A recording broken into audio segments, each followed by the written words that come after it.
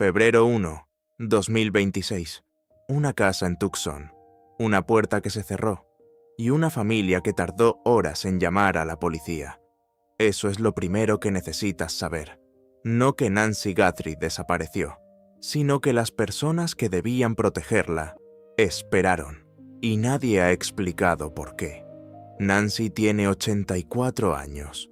Es la madre de Savannah Guthrie, una de las caras más reconocidas de la televisión americana. Y el día que desapareció, su familia no entró en pánico inmediato. No marcaron el número de emergencias en los primeros minutos. No golpearon puertas. No gritaron su nombre en la calle. Esperaron hasta el día siguiente para reportar que no podían localizarla. ¿Qué pasó en esas horas? ¿Qué ocurrió entre el momento en que Nancy cruzó esa puerta y el momento en que alguien finalmente decidió que era tiempo de llamar? Esa ventana de tiempo es el corazón de esta investigación, y hasta hoy nadie la ha cerrado con una respuesta honesta. Hay una persona que probablemente conoce la respuesta. Su nombre es Annie Guthrie, la hija mayor, la hermana de Savannah, la mujer que desde el primer día eligió no decir una sola palabra en público. Y lo que se descubrió sobre su silencio en estos 21 días es algo que ningún titular ha contado completamente. Quédate, porque esta historia es más profunda de lo que parece desde afuera. Para entender lo que está pasando hoy, necesitas conocer lo que pasaba dentro de esa familia mucho antes de febrero. Nancy Guthrie no era simplemente una mujer mayor viviendo sola en Arizona. Era la figura central de una familia compleja. Alguien que durante décadas tomó decisiones, resolvió conflictos y mantuvo unidas a personas que no siempre estaban de acuerdo. Criada con valores claros sobre el trabajo y la lealtad, construyó su vida alrededor de sus hijas y de las personas que amaba. Savannah creció y encontró su camino en la televisión nacional. Su nombre se convirtió en conocido en millones de hogares. Pero Annie tomó una dirección completamente distinta. Se alejó del foco público desde joven. Construyó una vida tranquila, centrada en su hogar, en sus hijos, en su esposo. Las personas que la conocen la describen como alguien que mide cada palabra, que protege su mundo con firmeza y que no confía fácilmente en personas ajenas a su círculo. Su esposo se llama Tommaso, y aquí es donde la historia da su primer giro real. Tommaso nunca fue el yerno favorito de Nancy. No es una interpretación. Es algo que personas cercanas a esa familia han dicho de manera consistente en conversaciones que poco a poco se filtraron al exterior. Nancy lo toleraba porque era el esposo de su hija. Pero tolerar no es lo mismo que confiar. Y confiar no es lo mismo que incluir en los planes del futuro. Porque Nancy tenía planes, decisiones sobre su herencia, sobre sus bienes, sobre lo que iba a pasar con lo que había construido durante toda su vida, cuando ella ya no pudiera cuidarlo. Y esos planes, según personas cercanas al caso, no eran favorables para Tommaso de la manera en que él esperaba. Tommaso tenía presiones económicas, deudas que su ingreso ordinario no alcanzaba a cubrir, y miraba hacia el futuro de Nancy, hacia lo que ella representaba financieramente, como una solución que el tiempo eventualmente iba a traer. Cuando Nancy dejó claro que ese futuro no iba a funcionar de la manera que él imaginaba, algo cambió en la dinámica de esa familia. Eso no es especulación fabricada. Es el patrón que los investigadores ven repetirse en casos de este tipo una y otra vez. Cuando el dinero entra en tensión con la familia y cuando una persona mayor toma decisiones que no favorecen a alguien cercano, el riesgo para esa persona mayor aumenta de manera significativa. Y Nancy tomó exactamente ese tipo de decisiones en las semanas previas a su desaparición. La noche del 1 de febrero, Annie y Nancy tuvieron una conversación. Ese dato existe. No es inventado. Personas vinculadas al caso lo han confirmado indirectamente. Una conversación que ocurrió esa misma noche. Una conversación que no fue tranquila. Y una conversación cuyo contenido todavía no ha sido explicado públicamente por nadie que estuvo presente. ¿De qué hablaron? ¿Fue sobre Tommaso? ¿Fue sobre dinero? ¿Fue sobre decisiones que Nancy había tomado y que alguien quería que reconsiderara? Las respuestas a esas preguntas están en manos de Annie, y Annie no habla. Pero lo que sí ocurrió esa misma noche, de manera técnica y deliberada, es algo que no puede explicarse como coincidencia. El sistema de rastreo de Nancy fue desactivado. No se cayó solo. No fue una falla eléctrica.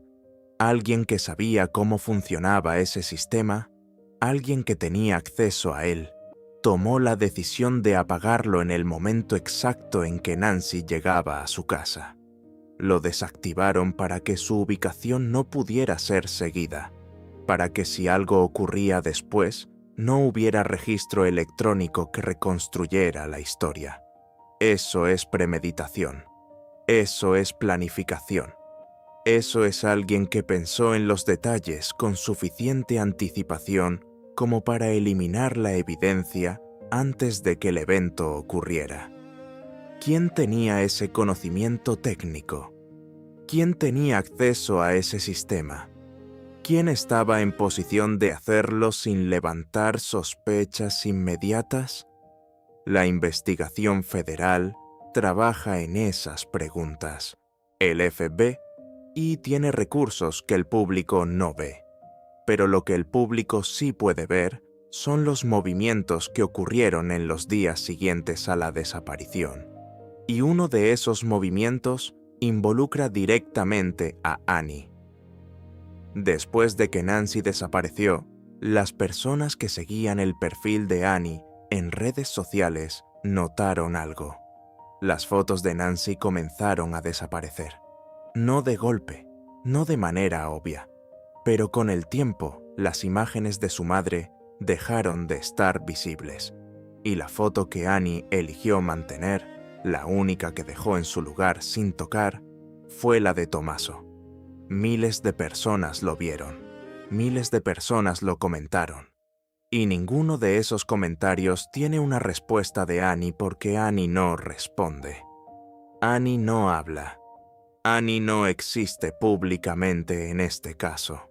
Hay quienes la defienden con argumentos que tienen lógica. Savannah siempre fue la voz familiar. Annie nunca habló frente a cámaras porque nunca necesitó hacerlo. Exigirle que de repente aparezca en televisión en el momento más devastador de su vida es pedirle algo para lo que ninguna persona está preparada naturalmente. El dolor genuino no siempre se muestra hacia afuera. Hay personas que se paralizan. Hay personas que funcionan en modo supervivencia porque es lo único que saben hacer cuando el miedo las consume por adentro. Y existe la variable legal. Cuando el FBI registra tu propiedad, cuando la investigación apunta en dirección a tu hogar, el primer paso que cualquier abogado responsable va a recomendar es el silencio. No hablar públicamente. No dar declaraciones que puedan ser interpretadas fuera de contexto. No alimentar una narrativa que todavía no está completamente definida. Todo eso es comprensible. Todo eso es posible. Pero hay un detalle que va más allá de lo comprensible. Y ese detalle es la bolsa de papel marrón. Los agentes federales registraron el patio trasero de la propiedad de Annie. Buscaron con metodología, con propósito definido. No fue una visita de cortesía. El FBI no destina recursos a registrar jardines por rutina. Lo hace cuando tiene indicios concretos de que algo relevante para la investigación puede estar ahí. Y encontraron algo. Una bolsa de papel marrón cuyo contenido no ha sido revelado al público. Lo que había dentro no se ha dicho oficialmente, pero el hecho de que esa bolsa fue retirada del patio de la hija de la víctima por agentes federales dice algo que ningún comunicado oficial necesita confirmar. La investigación miró hacia dentro de la familia, hacia la casa de Annie, hacia el espacio más privado de su propiedad, y encontró algo que consideró suficientemente relevante para llevárselo. Mientras todo esto ocurría, el único arresto relacionado con el caso fue el de Derrick Callela, un hombre de California que envió mensajes de rescate falsos exigiendo criptomonedas a la familia. Las autoridades lo identificaron rápido, lo detuvieron rápido y lo descartaron rápido. Era un oportunista sin conexión real con la desaparición de Nancy, lo que significa que al 21 de febrero, la persona que realmente se llevó a Nancy Guthrie camina libre, sin cargos, sin arresto, con 3 semanas de ventaja sobre la investigación, y Nancy tiene 84 años. Eso no puede repetirse suficientes veces. Una mujer de esa edad, fuera de su ambiente, sin medicamentos, sin atención médica, sin la estabilidad que su cuerpo necesita, no tiene tiempo infinito. El reloj no es una metáfora en este caso, es una realidad clínica. Cada día que pasa reduce las probabilidades de encontrarla en condiciones que permitan una recuperación completa. La urgencia no es emocional solamente, es médica, es física, es concreta. Y en medio de esa urgencia hay información que solo ciertas personas tienen. Información sobre esa noche, sobre esas horas que no tienen explicación pública, sobre la conversación entre Annie y Nancy, sobre quién sabía que el monitor podía ser desactivado, sobre qué había en esa bolsa marrón. Savannah Guthrie aparece en público con el peso del caso visible en su expresión.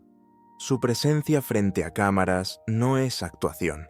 Es una mujer que lleva semanas funcionando bajo una presión que pocas personas pueden imaginar. Ella habla porque siempre habló, porque esa es su manera de existir en el mundo. Annie no habla, nunca habló. Y ahora su silencio pesa más que cualquier declaración que pudiera dar. Porque en este tipo de investigaciones, los investigadores saben algo que el público a veces olvida. Las personas más cercanas a la víctima son siempre las primeras en ser examinadas.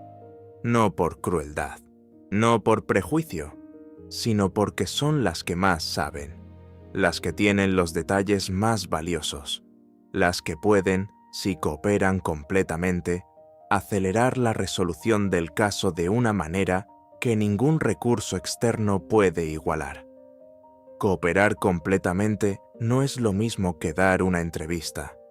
Es hablar con los investigadores sin restricciones. Es proporcionar acceso sin condiciones.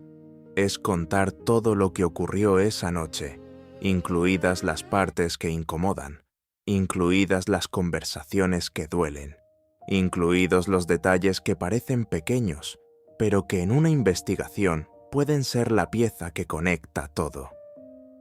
Si Annie y Tommaso no tienen nada que esconder, la transparencia total es el único camino que los libera de las sospechas que los rodean. El silencio no los protege. El silencio los convierte en el centro de cada conversación, de cada teoría, de cada pregunta que el público y los investigadores se hacen cada mañana cuando Nancy todavía no ha aparecido. Hay una mujer de 84 años en algún lugar que no conocemos. Una mujer que construyó su vida entera alrededor de su familia, que tomó decisiones sobre su herencia que incomodaron a personas que estaban muy cerca de ella, que tuvo una conversación esa noche que nadie ha explicado, que desapareció con su monitor desactivado y su familia esperando horas antes de reportarlo. Las respuestas a lo que le pasó existen. Las personas que las tienen están ahí. Y el momento en que alguien decida que el peso de callar es demasiado grande para seguir cargando, todo este caso va a cambiar en cuestión de horas. Si tienes información sobre la desaparición de Nancy Guthrie, si viste algo en Tucson esa noche, si alguien en tu entorno mencionó algo que en ese momento no pareció importante, comunícate con las autoridades ahora. No esperes, no lo analices más. El tiempo que le queda a Nancy no admite demora. La verdad sobre lo que pasó el 1 de febrero en esa casa de Arizona va a salir. Siempre sale. La pregunta que nadie quiere hacerse en voz alta es si va a llegar a tiempo.